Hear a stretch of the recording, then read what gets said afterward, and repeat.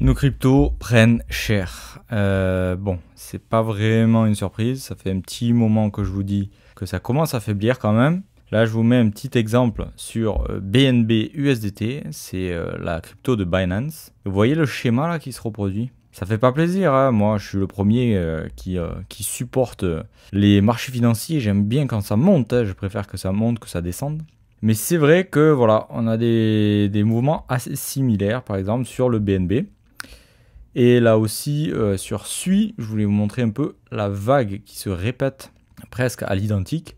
Quand on a une vague comme ça qui se répète à l'identique, plus un momentum, je vais vous montrer en 3 mois, un momentum qui faiblit comme ça, qui passe en dessous et qui pète la moyenne mobile ici, ça fait une vague descendante. Par exemple, là, si on prend cette date-là, qui est le 25 mars 2024, on avait bottomé 200 jours après, et c'est vraiment reparti que 129 jours après, où ça a vraiment fait des plus hauts.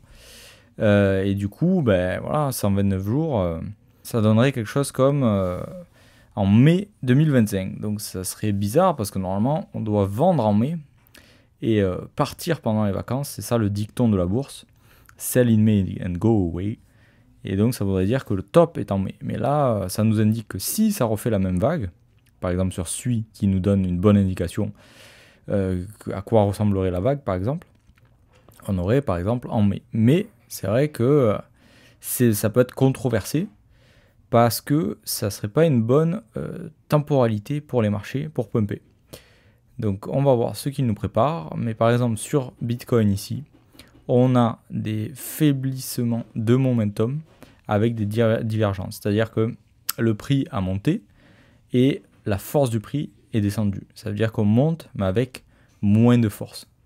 C'est comme si on était toujours en train de courir un marathon, mais avec de moins en moins de vitesse, et à tout moment, on peut s'arrêter, quoi, et repartir dans l'autre sens. Donc du coup, c'est un peu ça que ça nous dit sur le momentum. Après, ça peut très bien faire des feintes et repartir très fort. Mais comme je vous l'ai montré sur le GBTC et sur les masses monétaires, quand on divise comme ça le BTC sur la masse monétaire, on arrive vers les plus hauts historiques de 2017. Et normalement, ça, c'est un point dur. Alors ça, un point dur plus un momentum qui commence à redescendre, normalement, c'est pas trop bon signe. Et voilà, ça peut être un moment de doute sur les marchés, donc quelque chose qui va durer un peu plus longtemps que prévu, en latéralisation. C'est pas obligé que le Bitcoin se crache, mais en fait, le Bitcoin en ce moment, il est très fort par rapport aux autres alts. C'est pour ça que vous voyez beaucoup de rouge sur les alts LC à droite. Par exemple, WIF, il a fait vraiment des plus bas depuis un moment. Qu'est-ce qu'on a d'autre comme alt qui est assez regardé?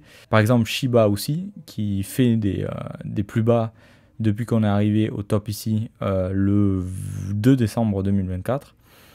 On fait que descendre presque en ligne droite, et ça, voilà, ça montre une faiblesse des alts comparé au Bitcoin. Ça veut dire qu'on n'est pas du tout dans l'alt season. Je vous montrais hier le TRB USDT qui a fait presque un sans faute sur les signaux en 3 jours ici, et on en a marqué un hier. Donc je pense qu'on va pas tarder à avoir un rebond, mais il faut voir si c'est un rebond qui va remarquer une tendance haussière ou si c'est juste un rebond et ça repart à la baisse. Vous voyez ce que je veux dire? Un genre de truc comme ça, quoi. Un genre de rebond, ça fait croire à tout le monde que c'est le bottom, et en fait, ça repart à la baisse, et on vient péter toutes les structures et tous les bottoms précédents. Donc vous voyez que ici, c'est une zone assez intéressante pour le marché, vers les 19-20. Donc pourquoi pas faire un dernier plus bas pour repartir ensuite un peu plus tard. Voilà, c'était mon avis sur le marché. Vous voyez que c'est pas fameux, mais voilà, on reste attentif, hein. Tout peut changer du jour au lendemain. C'est ça qui est beau avec les marchés, c'est que des fois tout paraît être merdique et en fait ça se retourne, un peu comme ici. Par exemple sur NIR, on a eu un signal aussi ici hier, il y a quelques heures, et du coup quand ça se retourne, ça peut se retourner assez fort. Donc là on a 700%, mais voilà, ça faut considérer que le Bitcoin, tant qu'il n'aura pas passé ses plus hauts comme je vous ai montré, on n'aura pas des trucs de fou. Voilà, portez-vous bien. Si vous n'arrivez pas à investir par vous-même et que vous voulez une aide, n'hésitez pas à venir me voir en description. Salut!